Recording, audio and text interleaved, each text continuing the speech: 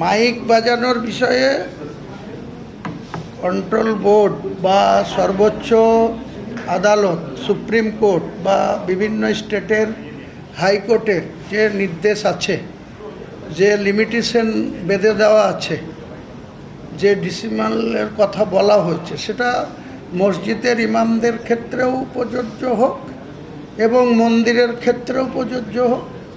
কারণ আমরা সবাই তো মিলেমিশে এই দেশের নাগরিক। তো মাইক বাজলে, মসজিদের আজান দিলে সেটা বিঘ্নিত হবে, আর মন্দিরে বাজলে হবে না, এরকম তো ব্যাপার না। কারণ আইন সবার জন্য সমান হওয়া উচিত। সুপ্রিম কোর্টের নির্দেশ বা অনারেবল হাইকোর্টের নির্দেশ সবাইকে মান্যতা দেওয়া উচিত, আমিও তার পক্ষে।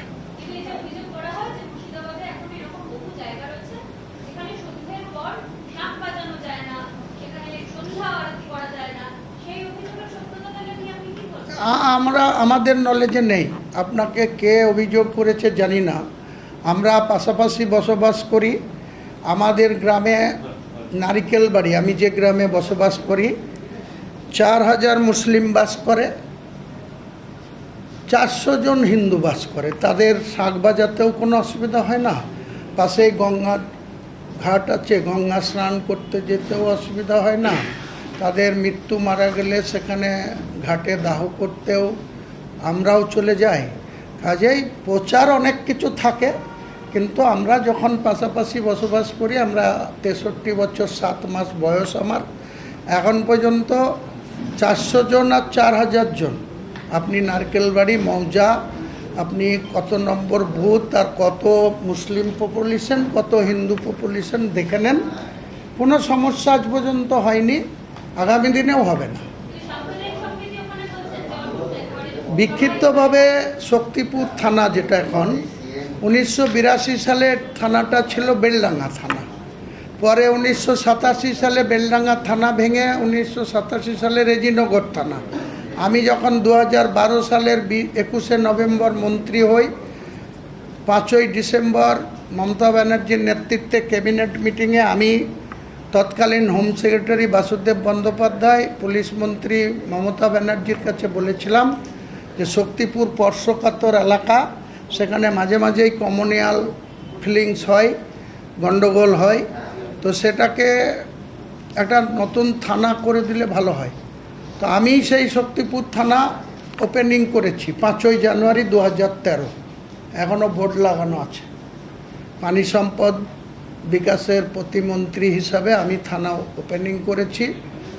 আর একজন হুমায়ুন কবির তখন মুর্শিদাবাদের পুলিশ সুপার ছিল, তারও বোর্ডে নাম আছে। 2 প্রয়াত সুব্রত সাহা, সুব্রত মুখার্জি, তিনাদেরও বোর্ডে নাম আছে। সেই থানা, যত বেশি থানার এরিয়া কম হয়েছে বা পুলিশের স্ট্রেংথ, অফিসারদের স্ট্রেংথ বেড়েছে, তাদের পক্ষে সুবিধা হয়। কারণ মধ্যেখানে ভাগীরথী গঙ্গা, উল্টো দিকের নদী, যেটা অজয় নদী থেকে ক্যানেল বেরিয়ে এসছে।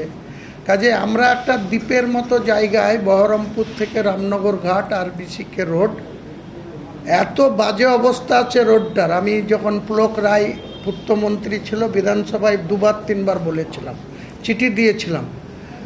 ওদিকে তো হয়নি, এখানেও 3 মাস পার হয়ে গেছে। সরকার মুখে অনেক বড় বড় কথা শুনছি আমরা, কিন্তু সেই রাস্তাটা কোথাও 1.5 ফুট, কোথাও 1 ফুট করে গর্ত, ব্ল্যাক টেপ রাস্তায় এখন ইট ফেলা হচ্ছে, ইটের ঝামা ফেলে পূরণ করা হচ্ছে। তাহলে কতটা আমরা ডবল ইঞ্জিনের সরকারের গতি বেড়েছে উন্নয়নে, আমরা লক্ষ্য করছি, তো প্রত্যক্ষ করছি।